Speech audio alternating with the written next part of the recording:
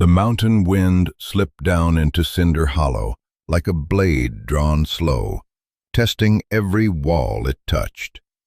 But inside the hillside, Eldon Rusk felt only a steady, patient cold. "They're staring again," came a voice from below the slope, low, uncertain, not meant to carry. From the valley floor, lanterns paused.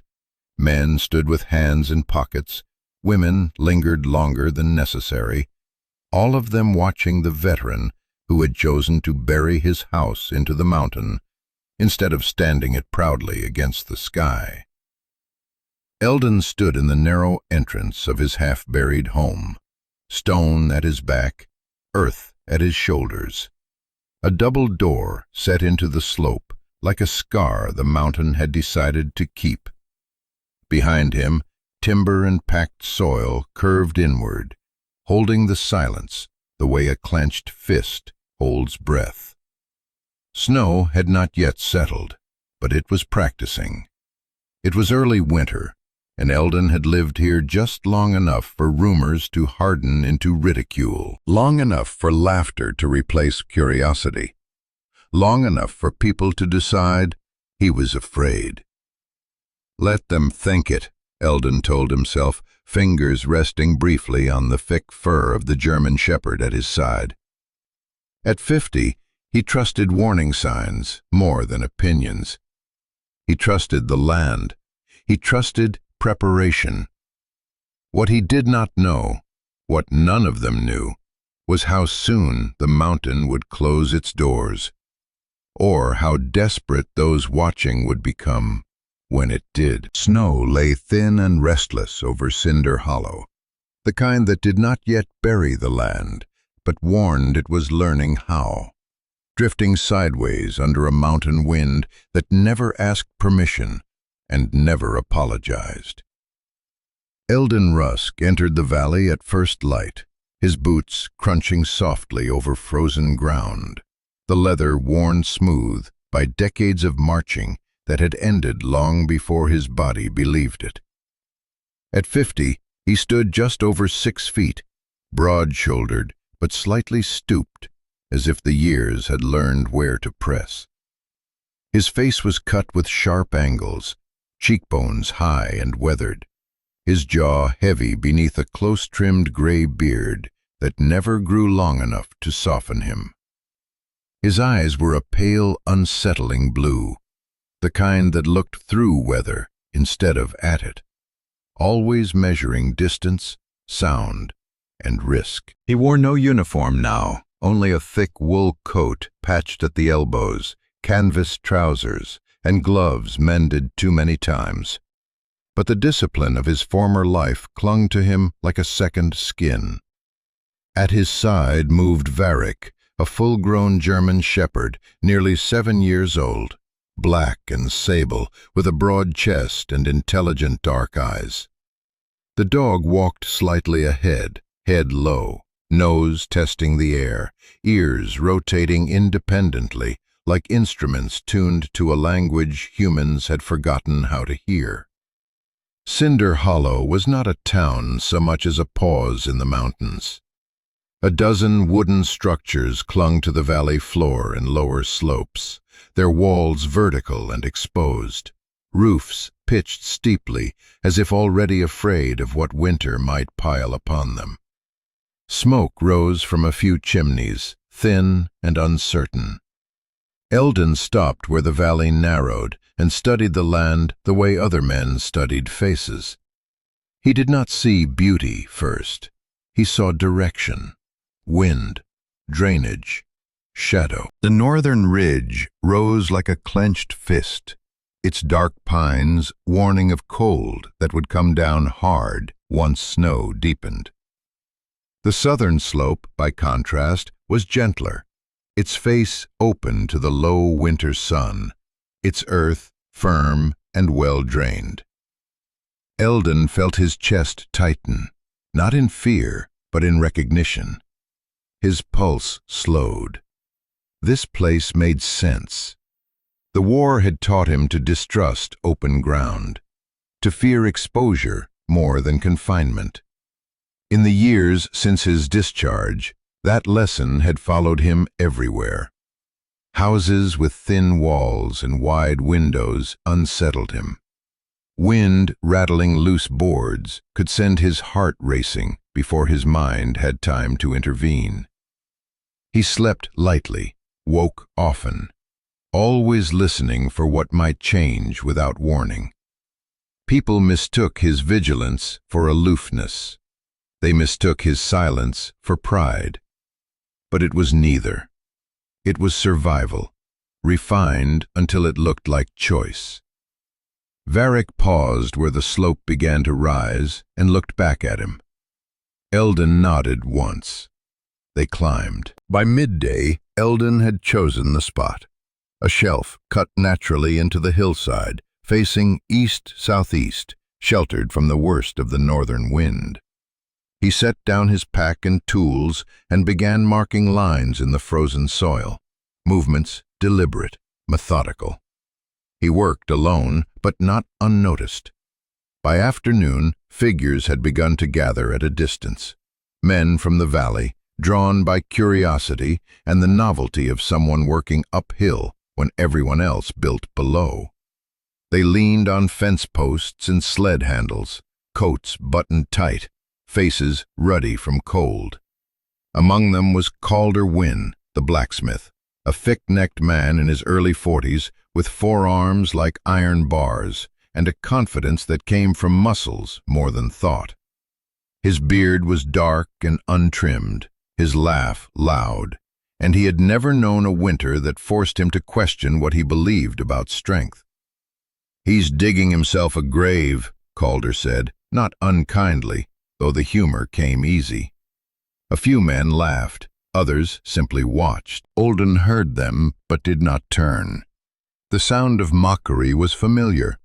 In the war, laughter often came before men realized they were already dead. He drove his shovel deeper, breaking frozen sod, feeling the resistance give way beneath his weight. The earth smelled clean when it opened, dark and honest. This was not a hole, no matter what they called it. This was shelter. By evening, he had carved the beginnings of a trench and stacked stones along its edge, each one chosen for weight and fit. Varick lay nearby, alert but calm, his breath steady, tail wrapped around his hind legs.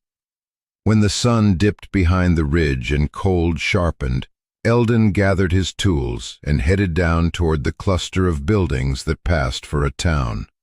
Rowena Tamsin's store stood near the center of Cinder Hollow, its windows glowing warm against the early dark. Rowena herself was a woman in her late 50s, tall for her age, with iron-gray hair braided tightly and pinned at the nape of her neck. Her face was long and weathered, skin tanned from years of sun and wind, eyes dark and perceptive beneath brows that rarely softened. She had buried a husband 10 winters ago and learned quickly that sentiment did not keep shelves stocked or people fed. She valued practicality above politeness and said what others thought too carefully to voice. Eldon stepped inside, Varick padding silently behind him. The store smelled of kerosene, dried goods, and wool.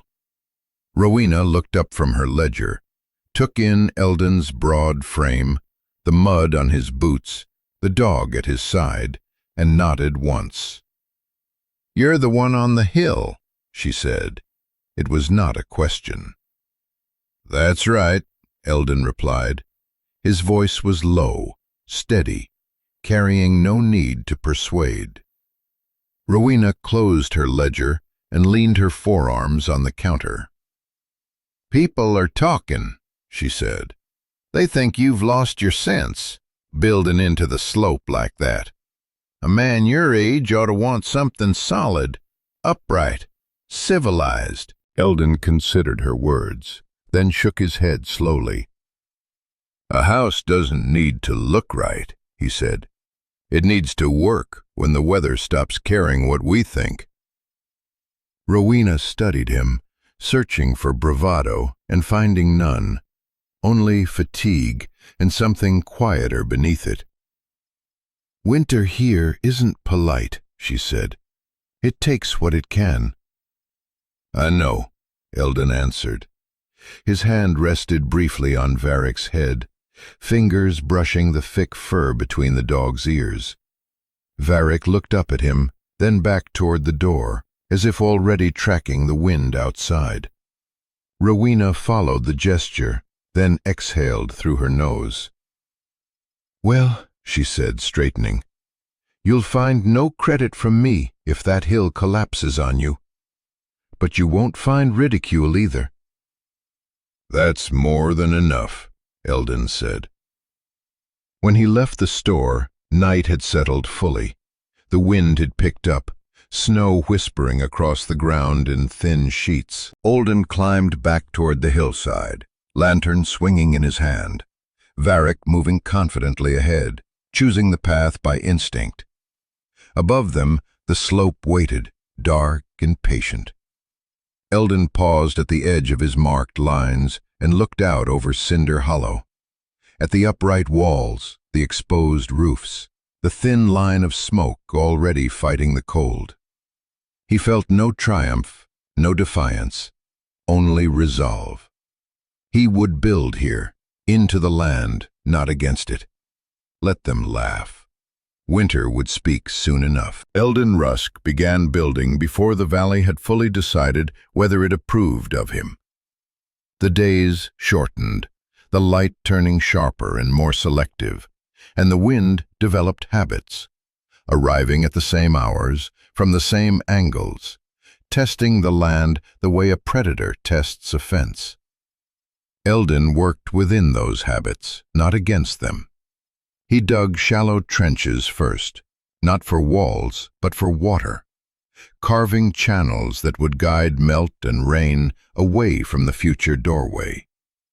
He measured slope with a carpenter's eye sharpened by military necessity, adjusting by inches rather than feet, because inches were often the difference between standing dry and standing doomed. The front wall rose in stone, thick and patient, each block chosen for weight and fracture lines. Eldon's hands were steady as he set them, fingers strong but scarred, nails split and darkened by cold. The wall was not tall, just enough to hold a door and two small openings, but it was dense, meant to absorb and hold rather than repel.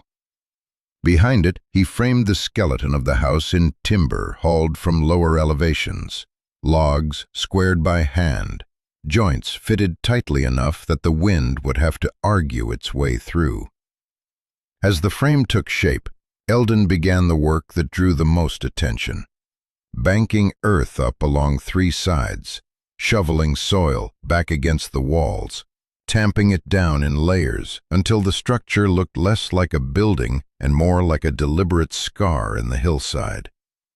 Then came the roof, pitched low and sloped, covered first in planks, then sod laid grass side up, roots still alive, followed by loose earth shaped to encourage snow to slide rather than sit. It was the entrance that unsettled people most. Eldon built a narrow vestibule, a short corridor jutting from the stone wall, with two doors instead of one. The outer door opened into the wind. The inner door opened into warmth.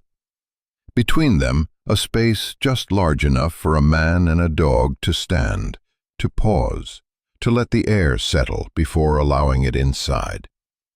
An airlock, though no one in Cinder Hollow used that word. Calder Wynne watched its construction with open skepticism, arms crossed over his thick chest, beard bristling in the cold. "You're afraid of a breeze now?" he called out once, laughter riding his breath. Eldon did not answer. He tightened the hinges, adjusted the fit, tested the latch again and again until it closed with a sound that satisfied him. Solid, final, unarguable. Varric was everywhere at once, hauling small branches, dragging short logs by their barked ends, stopping abruptly when his nose caught something unfamiliar. The dog's coat thickened as days passed, black along the back, warm sable flaring at the shoulders and haunches. His eyes never stopped moving. Once, near dusk, he froze, ears forward, body angled toward the tree line. Eldon straightened slowly, hand finding the rifle he kept within reach. Nothing emerged, but the silence that followed was instructive. Varric relaxed only after Eldon did, as if the two shared a single nervous system stretched between them. Olin Muirfield appeared one afternoon with the wind already rising. He was a lean man in his late 30s, sharp-faced, with a narrow mustache and skin perpetually chapped from exposure. As the valley's informal weather watcher and occasional courier, Olin believed deeply in signs, cloud edges, bird behavior, the pitch of the wind at night. He leaned on his walking stick and surveyed Eldon's work with a humorless smile. "Wind doesn't forgive," he said, voice thin as the air. "It remembers every mistake." Eldon wiped his hands on his trousers and nodded. "That's why I'm not giving it many," he replied. Olin's eyes flicked to the double doors, then to the banked earth. He said nothing more, but when he left, he took the long way around the structure, as if committing it to memory. Inside, Eldon worked just as carefully. He leveled the packed earth floor with stone set in sand, creating a surface that would not shift with frost. He installed shelves low and wide, built to hold weight rather than display. At the rear, he carved a shallow alcove into the hillside, a cool pocket that would serve as storage when temperatures dropped. Near the front, he positioned the stove, not against the outer wall, but closer to the earth-packed side, where heat would bleed slowly into the surrounding mass and return later, unhurried. At night, Eldon sat by lamplight and counted, not numbers exactly, but contingencies. How much wood he could burn without panic, how long the interior would hold heat if the fire went out, where sound traveled, how the wind changed pitch when it hit the vestibule instead of the door itself. His chest tightened sometimes, breath shortening as old reflexes stirred, but the structure answered him. The walls did not creak unexpectedly. The temperature did not swing wildly. The house behaved. That mattered more than comfort. Rumors began to circulate. Some said Eldon was hiding something in the hill. Others claimed the earth would collapse and bury him before winter's end. Calder Wynne continued to scoff openly, though his laughter grew less certain as the first hard frosts came and the wind found seams in his own workshop walls. Rowena Tamsin visited once, standing quietly in the vestibule, testing the doors herself. She ran her fingers along the inner frame, felt the stillness between closures. "You've built a pause," she said finally. Eldon looked at her, surprised. She nodded once, approval restrained but real. By the time snow began to fall in earnest, Eldon had stocked his shelves. Dry wood stacked neatly, bark intact. Small, dense bricks of charcoal, made slowly from scraps in a sealed pit, wrapped and stored for emergencies. Food sealed in tins and cloth.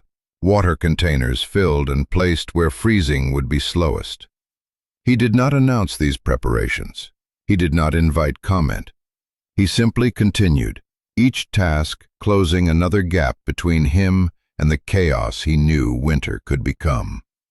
One evening, as the wind rose suddenly without warning, Eldon stood inside the vestibule and listened. The outer door rattled once, then settled. The inner door remained still. Varric sat at his feet, breathing evenly. Eldon closed his eyes and let the moment pass without flinching. Outside, the mountain tested him.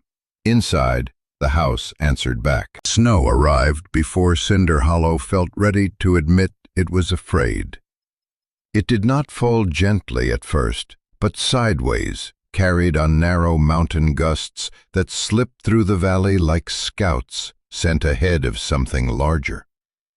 Daylight dulled into a pale gray that never quite brightened, and night came early, decisive, pressing down on roofs and nerves alike. Smoke began to thicken above the town, rising from chimneys at all hours, not in lazy columns, but in frantic bursts, as if each house were arguing with the cold rather than negotiating with it. In the wooden houses on the valley floor, stoves burned constantly.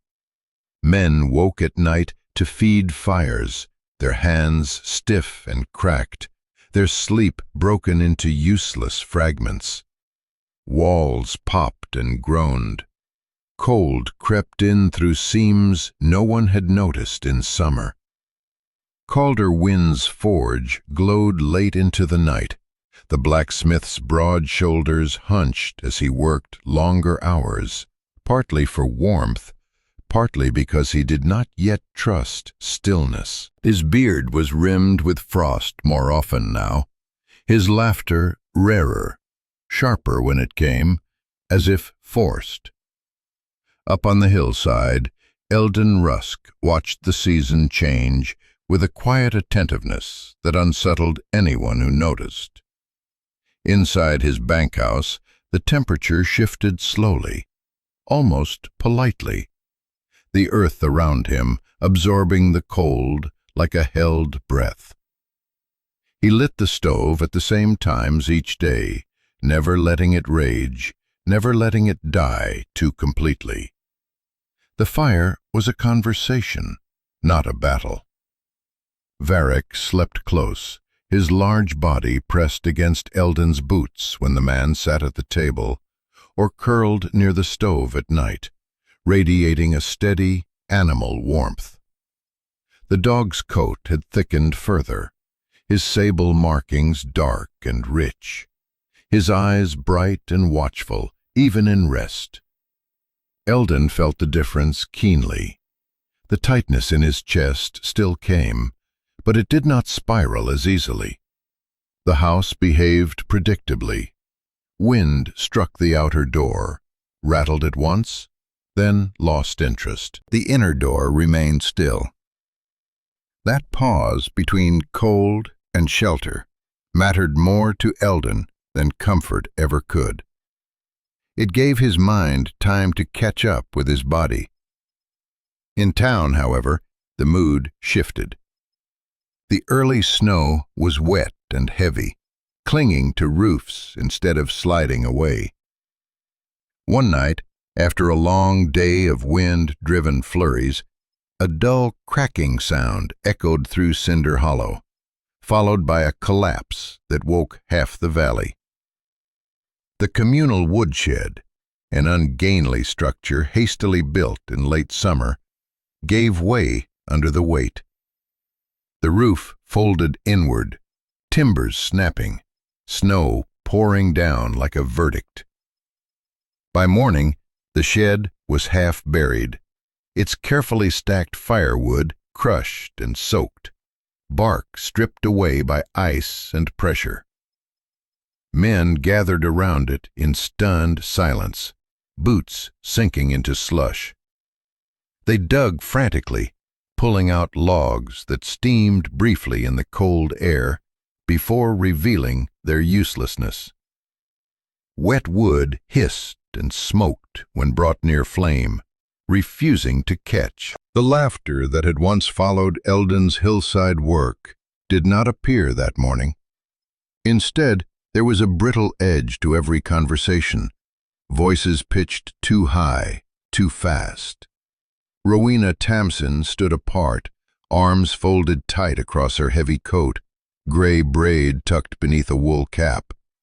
Her face looked more deeply lined than it had a week before, the skin around her eyes drawn taut by worry she did not bother to hide. She ran the numbers in her head the way other people prayed. How much wood left?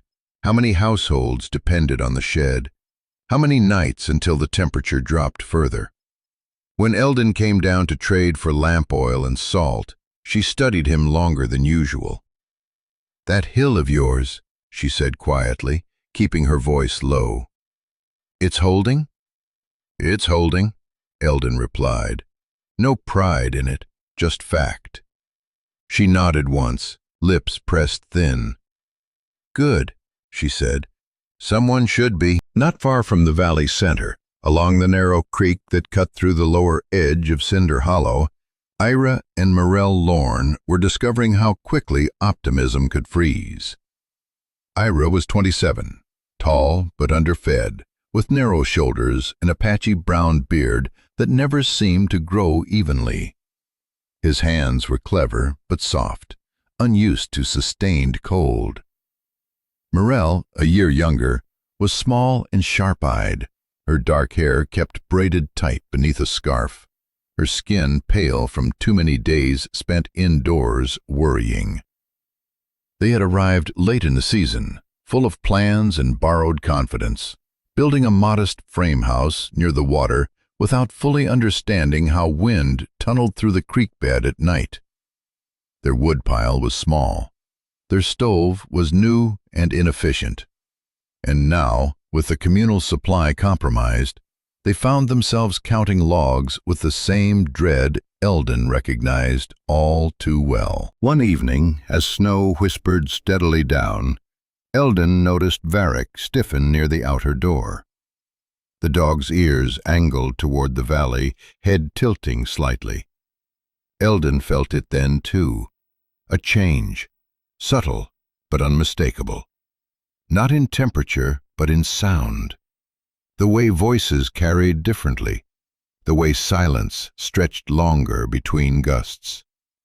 He stepped outside briefly, coat pulled tight, and saw lantern light moving near the creek. Figures bent under the weight of desperation rather than wood. The next day brought no relief. The snow eased, but the cold sharpened. Calder wind stopped by Eldon's hillside late in the afternoon, his heavy boots leaving deep impressions in the drifted path. Up close, the blacksmith looked older than his years, lines etched deep around his mouth, eyes bloodshot from poor sleep. "You don't happen to have spare wood," he said, trying to keep his tone casual. Pride clung to him like a second coat, heavy and ill-fitting. "I have what I planned for," Eldon answered evenly. It was not refusal, it was truth. Calder's jaw tightened, then he nodded, muttered something about bad luck and headed back down, shoulders hunched against more than the cold. That night, Eldon sat awake longer than usual, lamp turned low. The storm had not yet come, not truly, but the signs were there. Snow too early, wood too wet, people burning too fast. He listened to the wind, traced the lines of his house, and felt a familiar tension gather, not fear exactly, but anticipation sharpened by memory. In war, shortages killed more reliably than bullets. Men panicked, made noise, exposed themselves. Here it would be heat instead of cover, fire instead of ammunition. The principle was the same. Varric lifted his head and looked at Eldon, then toward the door. The dog's tail thumped once against the floor, slow and steady. Eldon reached down and rested his hand on the shepherd's thick neck, fingers sinking into warm fur. "Not yet," he murmured, though he was not sure who he was reassuring.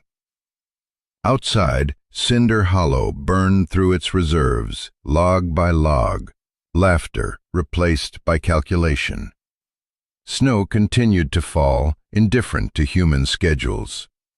Eldon extinguished the lamp and lay back, boots still on, listening to the measured silence of a house that did not argue with the season. Somewhere below, the valley shifted uneasily in its sleep, unaware that this was only the beginning of its reckoning. By late afternoon, the wind changed its mind, and the sky answered by changing its color. What had been a dull winter gray thinned into a bruised yellow, then deepened toward ash, clouds lowering until they seemed close enough to touch. Eldon Rusk stood at the edge of his hillside and watched the signs align with the quiet certainty that had kept him alive long after luck ran out for others. The air tasted metallic. Sound traveled strangely, stretched thin and sharp. He did not raise his voice when he spoke because the mountain was already listening. "Tonight," he said to no one in particular, "the mountain closes its doors." He finished his preparations without haste. Water containers were checked and moved closer to the earth-packed wall. The stove was fed modestly, not coaxed into excess. He laid out blankets within reach, stacked bowls and a ladle near the pot where soup simmered slowly, careful to keep it warm but not hot. Varric followed each motion, his body restless but disciplined, nails clicking softly on stone, breath steady. The dog's ears twitched toward the valley with increasing frequency, as if he could hear the storm assembling piece by piece. Twilight arrived abruptly, the last light swallowed rather than fading. Then the wind arrived in earnest, not as a warning, but as an assault. Snow began to spin sideways, needles of ice driven by gusts that tore at the hillside and screamed along the contours of the land. Visibility collapsed in minutes. Temperature followed, dropping fast enough to make the air sting inside the nostrils. In the valley below, stoves were fed harder, chimneys glowed, and houses argued loudly with the cold. Eldon closed the outer door of the vestibule and felt the pressure strike it like a living thing. The inner door remained still. He exhaled slowly, letting his body learn what his mind already knew. The night deepened. The storm found every exposed surface and worried it like teeth on bone. Snow no longer fell. It moved, suspended, turning the world into a corridor of white violence. In the bankhouse, the temperature slid downward at a measured pace, the earth releasing warmth reluctantly, as if honoring a contract. Eldon sat at the table, boots still on, back straight, eyes half-lidded. His pulse rose and fell in time with the wind, old instincts stirring, but held in check by structure and routine. Varric lay at his feet, one paw touching Eldon's boot, a physical tether to the present. Somewhere near midnight, the sound arrived that cut through even the storm's roar. Not wind, not ice. Impact. A dull, irregular pounding that carried urgency rather than rhythm. Varric was upright instantly, a low sound vibrating in his chest. Eldon was already moving, rifle in hand but lowered, steps measured. He did not open the inner door immediately. He listened. The pounding came again, closer now, desperate, followed by a thin, broken cry swallowed by the gale. Eldon opened the outer door just long enough to see two shapes collapse against it, snow-caked and unsteady, then slammed it shut to buy seconds. He swung the inner door open and dragged them inside, one after the other, boots scraping stone. Ira Lorne fell to his knees, tall frame folding awkwardly, his patchy beard stiff with ice, lips blue, eyes unfocused. Morel followed, smaller and lighter, her scarf frozen hard against her jaw, dark braid crusted white. Her skin looked waxy, her breath shallow and fast.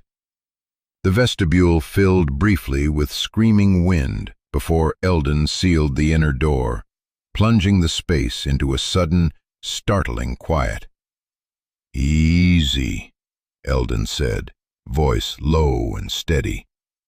He moved with practiced economy, peeling away frozen layers, guiding them toward the table. He wrapped blankets around shoulders, pressed warm hands to wrists, checked feet and fingers for stiffness that would tell him how close they had come to losing more than pride. "Small sips," he instructed as he lifted the ladle. "Not fast." He handed Morel the bowl first, watching her hands tremble as she obeyed. Then Ira. Varric hovered close, body angled to block drafts, his presence a living barrier. Ira tried to speak and failed, jaw chattering violently. Morel managed words only after several minutes, her voice thin but determined. We lost the creek," she said, eyes darting as if the room might vanish. "Couldn't see it. The wind—" She broke off, swallowing. Eldon nodded once. He had already read the story in their bodies, the crawl marks on trousers, the ice ground into fabric, the way desperation had stripped them of the idea that standing was possible. "You followed the dog," Eldon said, not as a question. Morel's eyes flicked to Varric, who met her gaze calmly. "He came out of nowhere," she said. "Just there, moving into the wind like it wasn't there." Varric shifted slightly, tail sweeping the floor once, as if embarrassed by the attention. Eldon set another log into the stove, careful to keep the flame controlled. He watched the thermometer settle, then turned back to the Lorns. "You're here now," he said. "That's what matters." Outside, the storm redoubled its efforts, hurling snow against stone and sod, probing seams, testing resolve. Eldon felt the old urge to scan, to plan exits, to imagine worst-case scenarios until they multiplied. He countered it the way he always did, by naming what was real. The walls were holding. The doors were holding. The earth was doing its work. He guided Ira's boots off, revealing socks soaked and stiff. He replaced them with dry cloth, massaging warmth back into numbed flesh with firm, deliberate pressure. He spoke throughout, not to reassure, but to anchor. Names of actions, steps taken, facts observed. Hours passed without ceremony. The Lorn's breathing slowed. Color returned unevenly to skin. Morel's hands stopped shaking enough for her to hold the bowl herself. Ira's jaw loosened, words finding their way back in fragments. We thought we could wait it out," he said hoarsely. "Just burn more. The stove—" He did not finish. Eldon did not press. He knew the weight of that sentence too well. Sometime near dawn, when the storm's voice shifted from a scream to a sustained, furious whisper, Eldon allowed himself to sit. He leaned back, eyes closed for a count of 10, then opened them again, alert. Varric finally lay down, head on his paws, ears still half-cocked. The house breathed around them, a slow exchange between inside and out that favored patience over force. When the light returned, it did so reluctantly, filtering through cloud breaks in narrow, brittle bands.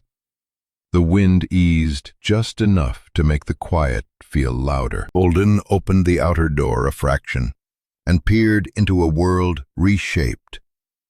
Drifts rose like walls. The valley was erased into contours and shadows.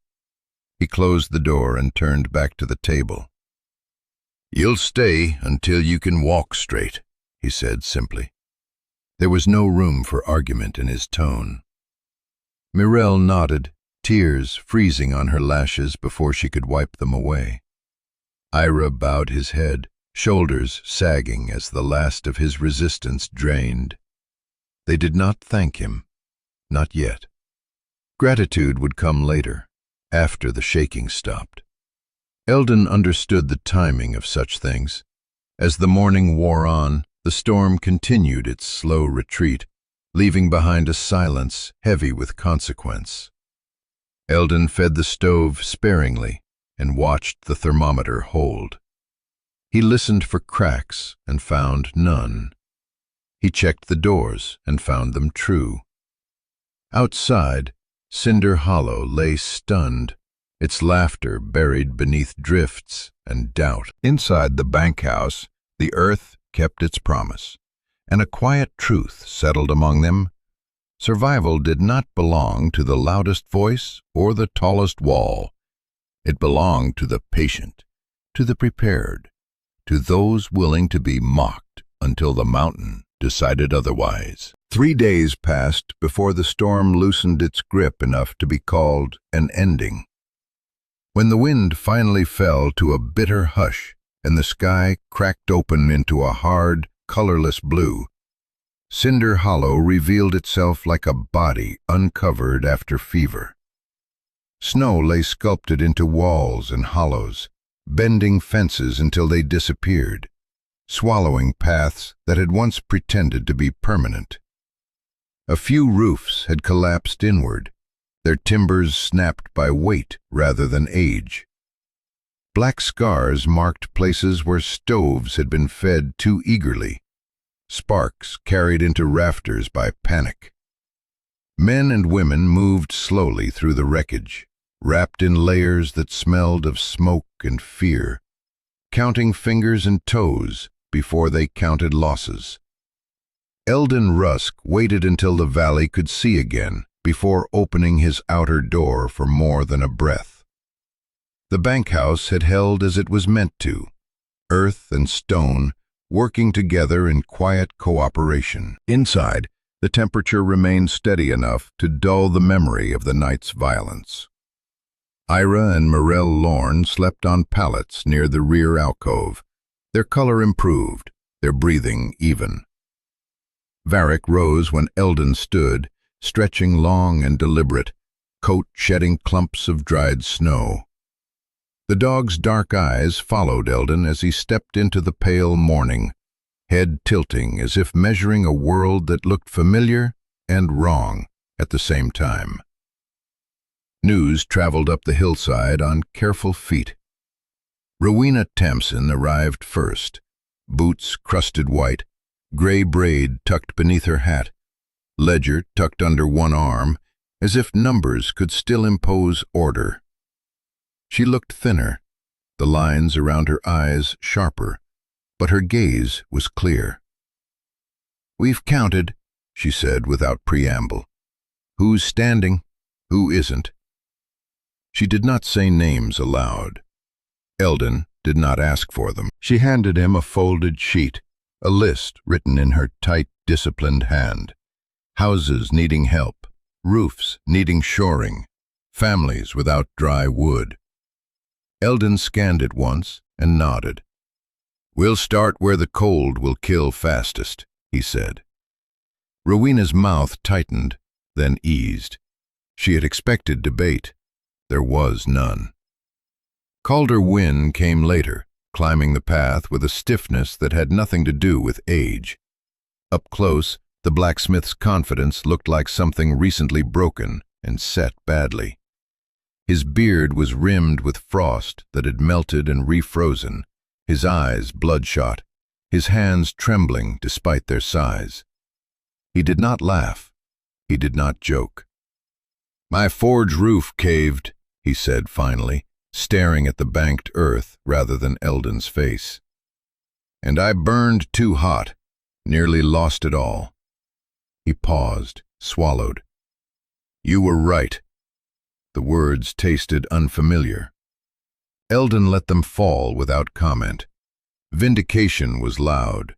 Usefulness was quiet.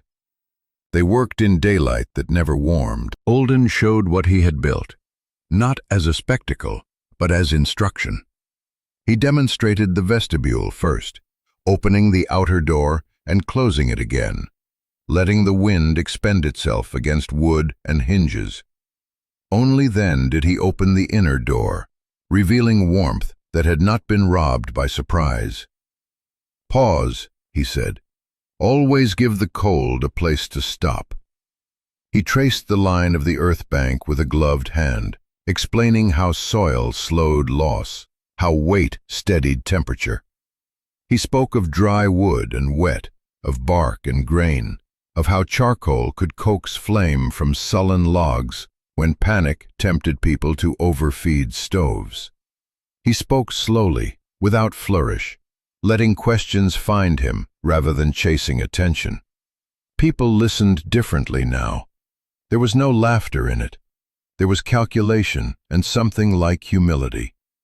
Men with frost-bitten fingers leaned closer to understand. Women with sleepless eyes asked how to build without tearing down what little they had left. Eldon answered what he could and refused what he couldn't promise. "This isn't magic," he said once, when someone called it that. "It's cooperation." The Lornes recovered enough to stand by midday. Ira moved awkwardly, pride reassembling itself in pieces.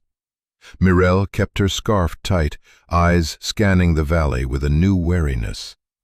She watched Eldon demonstrate the inner door latch, then watched Varric, who sat at Eldon's side with the calm gravity of a sentry who had survived the watch. "He led us," she said quietly. "He didn't hesitate." Eldon nodded. "He knows what he's built for," he replied, and meant more than one thing. Not everyone accepted instruction easily. Olin Muirfield hovered at the edge of the group, lean face pinched by cold and thought. He had always believed the wind remembered mistakes, and now he saw proof written across the valley. "If everyone builds into hills," he said, voice thin, "won't we lose the land?" Eldon considered the slope beneath his boots, the way grass would return when snow receded. "We lose it faster by fighting it," he said. Olin fell silent, eyes narrowing not in resistance, but in calculation. As afternoon thinned into another early night, Eldon organized what help he could without turning it into spectacle. He directed repairs that mattered, blocking drafts, reinforcing chimneys, clearing wet wood to be dried near controlled heat. He refused to distribute his own stores indiscriminately, not from selfishness, but from understanding. "Teach," he told Rowena. "Don't just give." She nodded, already adapting her ledger into a list of tasks rather than debts. By the third evening, Cinder Hollow breathed again, shallow but alive. Fires burned smaller and steadier, smoke thinned. People slept in longer stretches, though dreams came heavy. Olden returned to his hillside as dusk settled, Varric pacing beside him.